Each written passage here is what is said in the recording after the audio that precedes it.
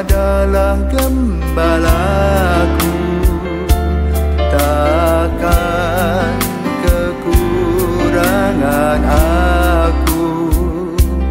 Ia membaringkan aku di padang berumput hijau. Saudara-saudari yang terkasih di dalam Kristus, selamat pagi. Salam jumpa lagi dalam Sabda Siap Saji. Minggu 22 Oktober 2023, hari Minggu biasa ke-29. Marilah kita berdoa dalam nama Bapa, Putra dan Roh Kudus. Amin. Allah Bapa Maha Kekal dan Kuasa, ciptakanlah dalam diri kami hati yang tulus dan setia, agar kami mampu melayani Engkau, ya Allah yang Maha Agung, dengan penuh bakti dan kasih. Dengan pengantaran Yesus Kristus Putramu, Tuhan kami, yang bersama dengan Dikau dalam persatuan Roh Kudus, hidup dan berkuasa Allah sepanjang segala masa. Amin. Tuhan bersamamu dan bersama rohmu. Inilah Injil Yesus Kristus menurut Matius. Dimuliakanlah Tuhan. Matius bab 22 ayat 15 sampai dengan 21.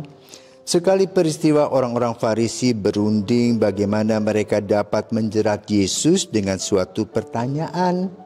Mereka menyuruh murid-murid mereka bersama orang-orang Herodian bertanya kepada Yesus, "Guru, kami tahu Engkau adalah seorang yang jujur dan dengan jujur mengajarkan jalan Allah, dan Engkau tidak takut kepada siapapun juga, sebab Engkau tidak mencari muka. Katakanlah kepada kami pendapatmu, bolehkah membayar pajak kepada Kaisar atau tidak?" Tetapi Yesus mengetahui kejahatan hati mereka. Maka ia lalu berkata, "Mengapa kamu mencobai aku, hai orang-orang yang munafik? Tunjukkanlah kepadaku mata uang untuk pajak itu." Mereka membawa 1 dinar kepada Yesus. Maka Yesus bertanya kepada mereka, "Gambar dan tulisan siapakah ini?" Jawab mereka, "Gambar dan tulisan Kaisar." Lalu kata Yesus kepada mereka, "Berikanlah kepada Kaisar apa yang wajib kamu berikan kepada Kaisar, dan kepada Allah apa yang wajib kamu berikan kepada Allah." Demikianlah sabda Tuhan. Terpujilah Kristus. Selamat pagi Romo. Selamat pagi Vincent. Romo, saya ingin bertanya, kenapa orang-orang Farisi ini bertanya tentang pajak? Kenapa tidak bertanya yang lain kepada Tuhan? Oke, selamat pagi para tisawan depan dan juga selamat pagi Vincent. Mungkin kita perlu perhatikan latar belakang ya.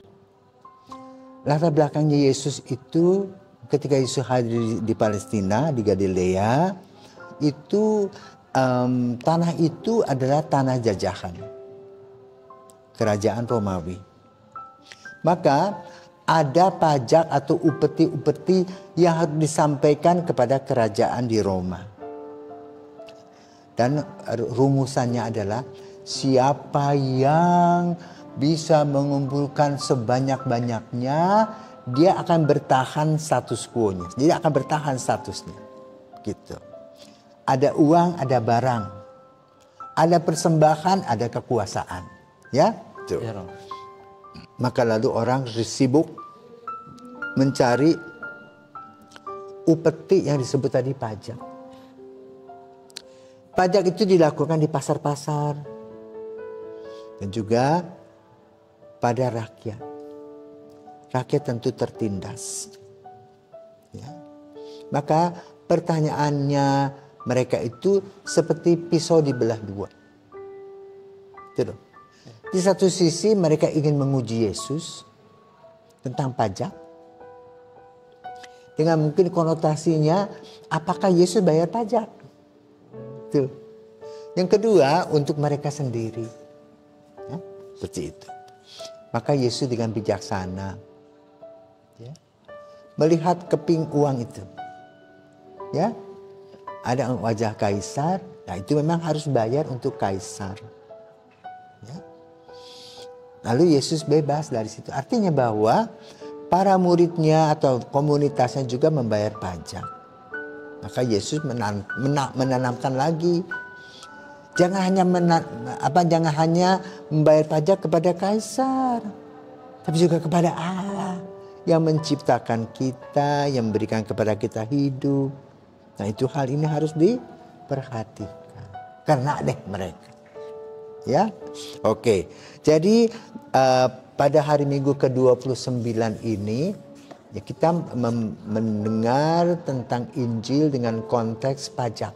Ya. Ya. Di Indonesia juga pajak-pajak luar biasa. Pajak pribadi, pajak lembaga dan sebagainya. Juga sekarang kalau PPN tuh misalnya makan kamu di restoran sekarang dapat dipotong pajak, ada yang 10%, ada 15%. Ya. Nah, pajak itu dipakai untuk apa? Buat jalan tol, buat bendungan, ya, gaji guru, PNS, ya, lalu beasiswa program pendidikan toh dari 12 tahun itu, nah itu pajak. Kalau dipakai betul, pajak itu berguna. Maka Yesus menekankan kepada umat dan kepada kita agar kita memang membayar pajak untuk melahirkan kesejahteraan sosial. Ya. Tetapi lalu memang kita juga melihat oknum-oknum. Kalau sistem perpajakan sudah bagus, maka memang kewajiban moral kita untuk membayar pajak. Di Indonesia ini belum berapa lama. Karena apa? Banyak orang-orang yang berkarya, bekerja di perpajakan itu bisa bermain mata dengan sang NPWP itu, ya, wajib pajak itu. Lalu sebagian disimpan sendiri gitu loh. Kalau sekarang kan ada koridornya, ya. Bersyukurlah akan pertumbuhan positif perpajakan di Indonesia. Hari ini kita juga memperingati ya 97 tahun misi yang baru diolah, ya, bahwa kita ini satu gereja semesta. Ya, maka lalu dari minggu misi ini, ya, Paus ini kan sedang mengumpulkan semua kelompok-kelompok sinode itu, ya, dengan yang setiap hari kamu doakan itu dengan tema persekutuan, partisipasi dan misi, ya, 3 hal, ya. Nah, besok dalam surat yang ditulis oleh Paus yang akan kita dengarkan pada minggu pagi ini, juga ada 3 hal yang dicatat oleh Paus dalam rangka 97 misi itu. 97 tahun bagaimana kita bergerak. Dari mana kita mulai bergerak? Pertama, hati kita. Ya, Yesus selalu dengan hatinya tergerak. Dari kedalaman hati itu maka lahirlah ya hati kudus Yesus dan sebagainya sebagai gambaran eksistensi dirinya.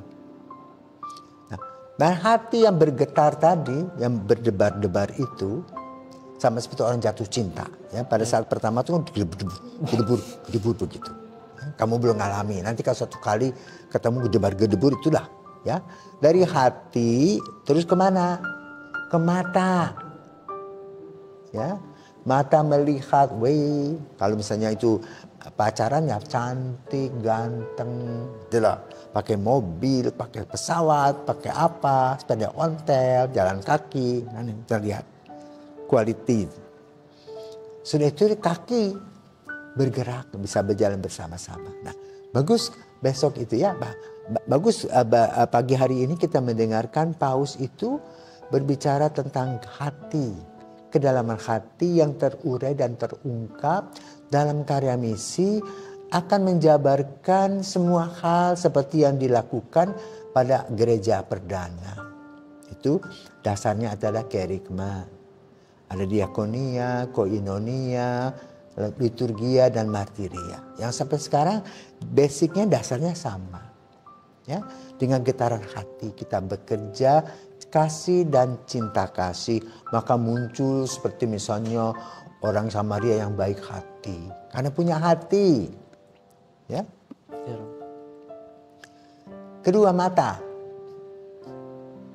Mata melihat semua pergerakan kehidupan dan bisa menganalisa dari mata dengan pikiran itu, bisa melihat mau ke arah mana nih. Kalau ada angin puyuh, musim panas, mungkin musim dingin, angin kuat, pokoknya macam-macam dengan mata. Ya, mata itu juga berbicara bukan hanya mata fisik, tapi juga dengan mata batin, bisa melihat secara spiritual kehidupan manusia itu. Jadi berkaitan dengan bukan kuantitas tetapi kualitas dari bagaimana dengan mata. Karena itu kalau kita perhatikan simbol dari Allah Tritunggal itu mata. Ya, dari mata itu pelita hati. Jadi tadi hubungannya dengan tadi hati. Mata itu pelita hati. Maka lalu dari mata juga melahirkan pikiran, melahirkan satu sistematika, program, ya, visi, misi. Nah, ketiga aksi. Kaki itu biasanya dipakai untuk jalan. Kemana saja kita pergi ya, melangkah. Ya. Maka itu simbolnya adalah kita berjalan bersama Yesus dalam misi kita. Untuk membagikan apa tadi? Kasih Allah, hati Allah, ya. Dan dengan melalui mata membuat keadilan dan cinta kasih. Luar biasa, itu 3 hal yang dibahas oleh Paus dalam suratnya dalam Minggu Misi ke-97. Ya. Mungkin nanti akan kita bacakan secara utuh ya dalam rangkaian pagi hari ini. Selamat merayakan hari Minggu biasa ke-29 dan juga hari Minggu Misi. Nah, surat itu nanti Bapak Ibu, para pirsawan akan dibacakan oleh Vincent. Ya, baca nanti ada 3 hal tadi, surat dari Paus untuk karya misi kita. Selamat pagi.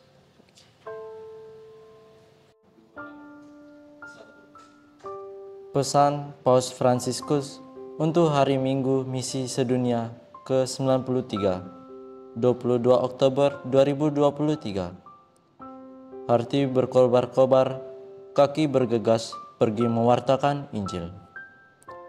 Saudara dan saudari terkasih, untuk Minggu Misi Sedunia tahun ini, saya telah memilih tema yang diilhami oleh kisah 2 murid dalam perjalanan ke Emmaus di Injil Lukas bab 23 ayat 13-35. Hati berkobar-kobar, kaki bergegas pergi mewartakan Injil. Awalnya, kedua murid itu bingung dan cemas, namun perjumpaan mereka dengan Kristus dalam sabda dan pemecahan roti membangkitkan keinginan yang besar dalam diri mereka untuk pergi ke Yerusalem dan menyatakan bahwa Tuhan benar-benar telah bangkit. Dalam kisah Injil, kita melihat perubahan pada diri murid-murid ini melalui beberapa gambaran yang tampak. Hati mereka berkobar-kobar ketika mereka mendengar Yesus menjelaskan kitab suci. Mata mereka terbuka mengenalinya, dan akhirnya kaki mereka bergegas melangkah pergi. Dengan merenungkan ketiga gambaran ini yang mencerminkan perjalanan semua murid yang diutus, kita dapat membarui semangat kita untuk penginjilan di dunia saat ini. Yang pertama, hati kita berkobar-kobar ketika Dia menjelaskan kitab suci kepada kita. Dalam kegiatan misioner, sabda Allah mengubah dan menerangi hati. Dalam perjalanan dari Yerusalem ke Emmaus, kedua murid itu putus asa, seperti terlihat pada wajah mereka yang muram, karena kematian Yesus yang mereka imani. Bandingkan ayat 17.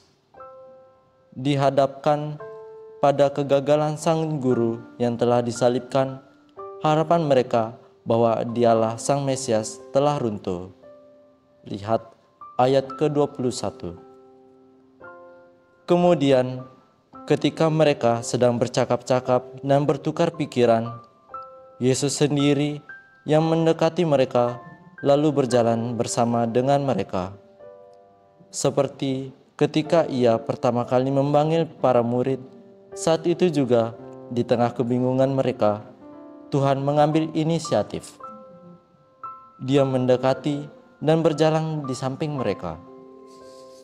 Demikian pula dalam belas kasih-Nya yang besar, Ia tidak pernah lelah menyertai kita, terlepas dari semua kegagalan, keraguan, kelemahan, dan kecemasan, serta pesimisme yang membuat kita, orang-orang yang beriman kerdil, menjadi bodoh dan lamban hati.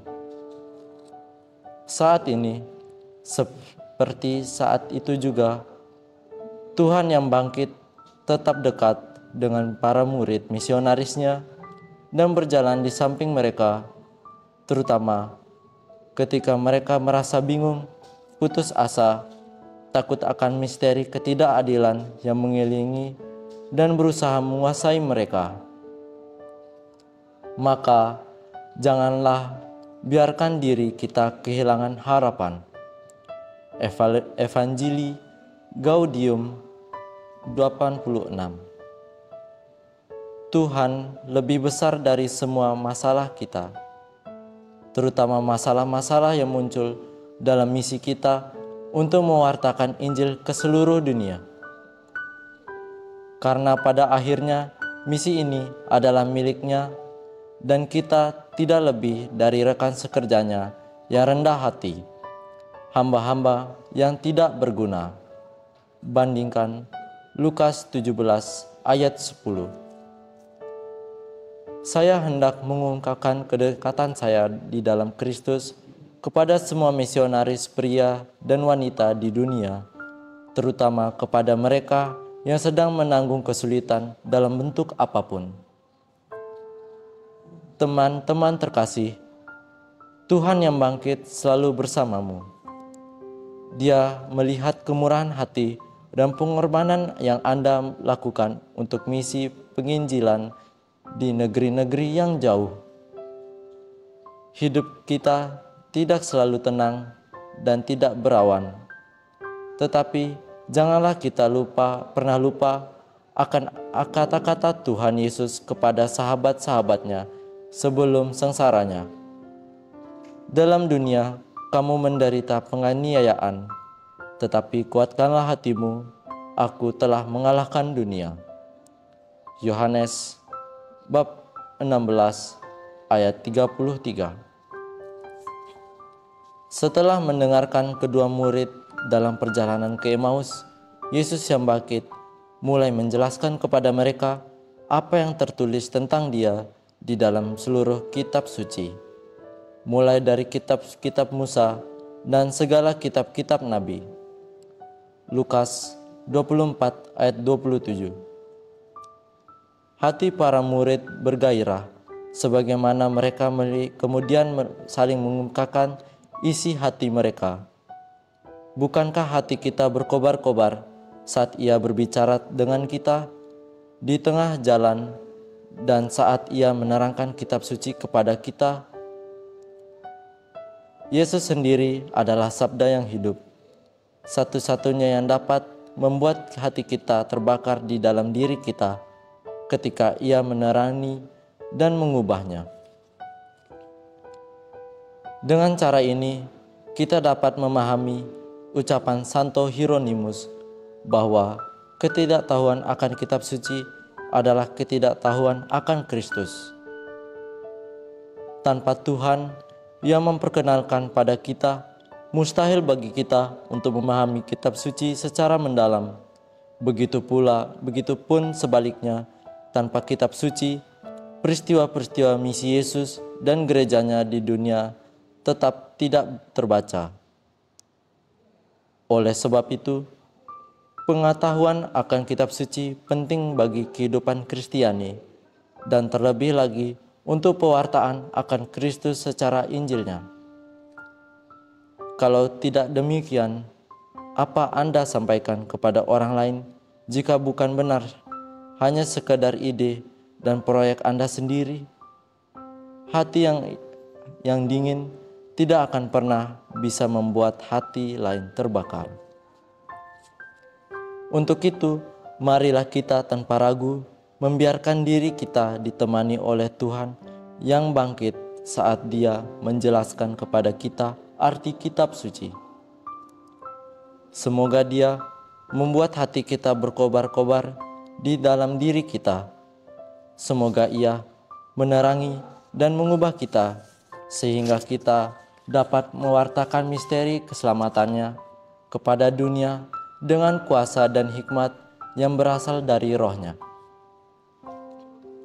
Yang kedua, mata kita terbuka dan mengenalinya saat pemecahan roti. Yesus dalam Ekaristi adalah sumber dan puncak misi. Kenyataan bahwa hati mereka berkobar-kobar karena firman Tuhan mendorong dua murid Emmaus untuk memintasi pengenalan misterius tinggal bersama mereka saat malam semakin dekat. Ketika mereka berkumpul di tengah meja perjamuan, mata mereka terbuka dan mengenalinya saat Dia memecahkan roti. Unsur penentu yang membuka mata para murid adalah urutan tindakan yang dilakukan Yesus. Dia mengambil roti, memberkatinya, memecahkannya, dan memberikannya kepada mereka. Itulah adalah gerakan yang lazim dilakukan seorang kepala rumah tangga Yahudi. Tetapi ketika itu dilakukan oleh Yesus Kristus dengan rahmat Roh Kudus, gerakan itu diperbarui bagi kedua rekan seperjamuannya. Simbol penggandaan roti dan terutama simbol Ekaristi, sakramen kurban salib. Namun pada saat mereka mengenali Yesus yang sedang memecahkan roti, Ia lenyap di tengah-tengah mereka. Lukas 24 ayat 31. Di sini kita dapat mengenali realistis esensial dari iman kita. Kristus yang memecahkan roti, sekarang Dia tidak terlihat lagi karena Dia telah memasuki hati para murid untuk membuat mereka semakin terbakar, sehingga terdorong mereka bergegas untuk pergi berbagi dengan semua orang pengalaman unik mereka berjumpa dengan Tuhan yang bangkit. Maka Kristus yang bangkit adalah orang yang memecahkan roti dan pada saat yang sama merupakan roti itu sendiri terpecah bagi kita. Oleh karena itu, setiap murid yang diutus dipanggil untuk menjadi seperti Yesus dan di dalam Dia melalui karya Roh Kudus sebagai orang yang memecahkan roti dan orang yang menjadi roti yang terpecah bagi dunia. Di sini harus diingat bahwa membagikan roti milik kita kepada orang yang lapar dalam nama Kristus sudah merupakan sebuah karya misi Kristiani. Terlebih lagi, pemecahan roti Ekaristi, yaitu Kristus sendiri, merupakan sebuah karya misi yang luar biasa. Karena Ekaristi adalah sumber puncak kehidupan dan misi gereja.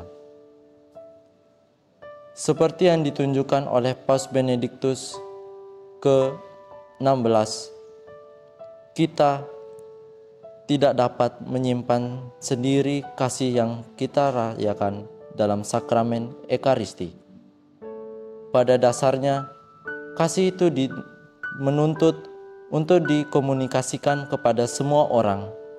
Yang membutuhkan dunia Allah adalah kasih Allah untuk berjumpa dengan Kristus dan percaya kepadanya. Untuk alasan inilah, Ekaristi bukan sekedar sumber dan puncak kehidupan gereja. Ekaristi juga merupakan sumber dan puncak misi gereja.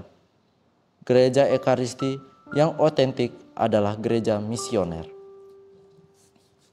Untuk menghasilkan buah, kita harus tetap bersatu dengan Yesus.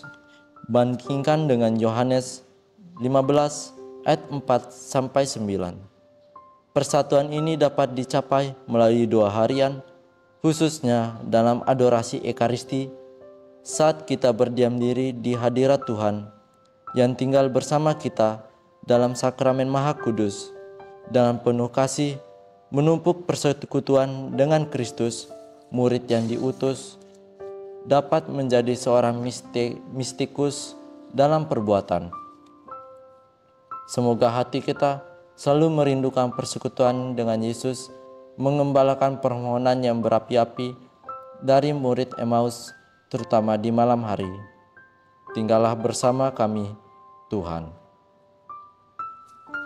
Yang ketiga, kaki kita bergegas pergi dengan sukacita menceritakan kepada orang lain tentang Kristus yang bangkit, keabadian masa muda sebuah gereja yang selalu pergi keluar.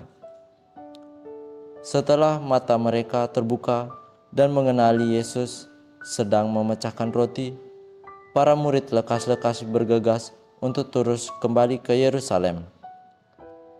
Ketergesaan untuk berbagi dengan orang lain akan sukacita berjumpa Tuhan menunjukkan bahwa sukacita Injil memenuhi hati dan seluruh hidup mereka yang berjumpa dengan Yesus. Mereka yang membiarkan diri mereka diselamatkan olehnya untuk dibebaskan dari dosa, kesedihan, kekosongan batin, dan keterasingan. Bersama Yesus, sukacita selalu lahir dan lahir kembali. Evangelii Gaudium 1. Seorang tidak dapat benar-benar menjumpai Yesus yang bangkit tanpa dibakar dengan antusiasme untuk mewartakannya pada semua orang. Oleh karena itu, sumber utama dan dasar dari misi adalah orang-orang yang telah mengenal Kristus yang bangkit di dalam kitab suci dan di dalam Ekaristi, yang membawa apinya di dalam hati mereka dan terangnya di dalam tatapan mereka. Mereka mampu menjadi saksi akan hidup yang tidak pernah mati, bahkan di dalam situasi tersulit dan di dalam saat-saat tergelap sekalipun. Gambaran kaki yang bergegas pergi mengingatkan kita sekali lagi akan keabsahan abadi misi kepada segala bangsa, missio ad gentes, misi yang dipercayakan kepada gereja oleh Tuhan yang bangkit untuk menginjili semua orang dan bangsa, bahkan sampai ke ujung bumi. Saat ini, lebih dari sebelumnya, keluarga manusia kita yang terluka oleh begitu banyak situasi ketidakadilan, pepercahan, dan peperangan membutuhkan kabar baik tentang perdamaian dan keselamatan di dalam Kristus. Saya menggunakan kesempatan ini untuk menegaskan kembali bahwa semua orang berhak menerima Injil. Umat Kristiani berkewajiban untuk memberitakannya tanpa mengecualikan siapapun, bukan sebagai orang yang melaksanakan kewajiban baru, tetapi sebagai orang yang berbagi sukacita, yang menunjukkan suatu cakrawala yang indah dan mewartakan suatu perjamuan yang menggiurkan. Evangelii Gaudium 14. Pertobatan misioner tetap merupakan tujuan utama yang harus kita tetapkan bagi kita sendiri, baik sebagai individu maupun sebagai komunitas, karena paradigma misioner merupakan model bagi semua kegiatan gereja. Seperti yang ditegaskan oleh Rasul Paulus, kasih Kristus menguasai dan mendesak kita.